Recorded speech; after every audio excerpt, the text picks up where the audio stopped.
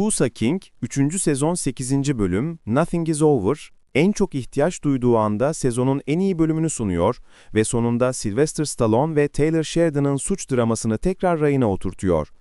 Tulsa King, 3. sezonunun 8. bölüm zaman zaman neşeli bu mafya dizisinin deposunda hala adrenalin pompalayan bir yakıt olduğunu bir kez daha doğruladı. Tulsa King, 3. sezonu, 7. bölümün sonunda Dan Meyer'ı parmaklıklar ardına gönderen abartılı bir uçurum sonunda bahil olmak üzere ani şok etkisi yaratan unsurlara fazlasıyla güvenmiş olsa da, 8. bölümün patlayıcı sonu aslında kritik anlarda karşılığını veriyor. Tulsa King, 3. sezonunun orta 4 ve 2-5 bölümünde ortaya çıkan en büyük hikaye hatalarını ve karakter hatalarını mazur görmek imkansız. Örneğin Musso'nun izideki amacı hala tam olarak açık değil ve Cleo ve Bevilacqua gibi yardımcı karakterler az çok ortadan kayboldu.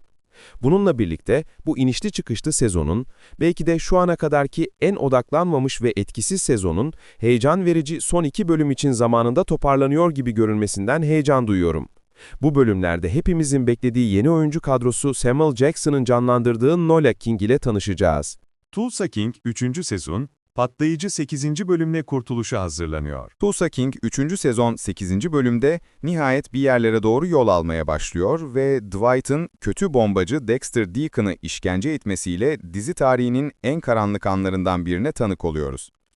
Dan Meyer'ın hapse girmesinin dizi üzerinde hiçbir etkisi olmadığı gerçeğini göz ardı edersek, Dexter'ın Dan Meyer'a yaklaşıp Dwight'a topluca karşılık vermesi, her iki karakter için de ilgi çekici bir ilerleme oldu.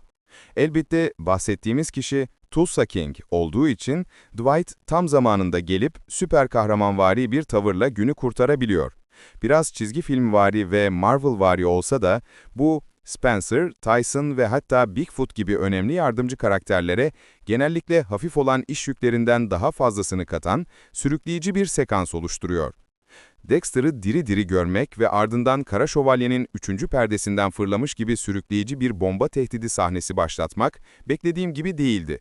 Bu yüzden bu değişikliği bu kadar çok seviyorum. Dan Meyer'ı sezonun gerçek kötü adamı olarak geri getiriyor. Özellikle de başlangıçta şeytani bir keskinlikle başlayıp sezonun ortalarına doğru yavaş yavaş azaldığı için.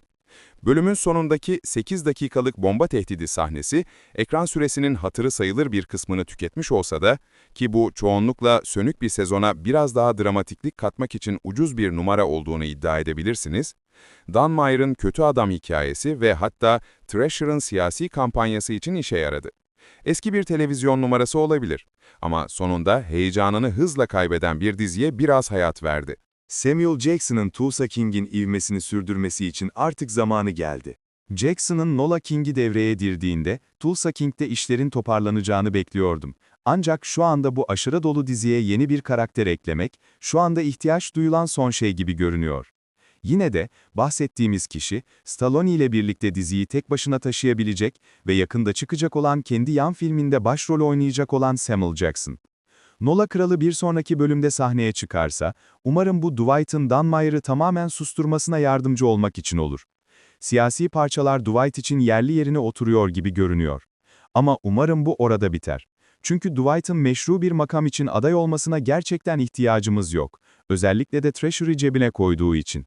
Bunun yerine, Tulsa ve Nola kralları, toplumun gölgesinden büyük ve belki de karşılıklı olarak faydalı hamleler yapan hızlı müttefikler haline gelmeli. Sheridan projesine bir Dexter Original Sin durumu yaşanmadığı sürece, Paramount Plus'ta şimdiden kesinleşen Tulsa King 4. sezonu, Kingstown Medeniye Başkanı 4. sezonundan bazı gereksiz karakterleri çıkarıp, baştan sona sürükleyici bir konu oluşturmalı. Dan Meyer ve Damıtım Evi anlatıları 8. bölümle yeni bir sayfa açtı. Ancak bu, Tulsa King 3. sezonunu serinin en kötü dönemi olmaktan kurtarmaya yetmeyebilir.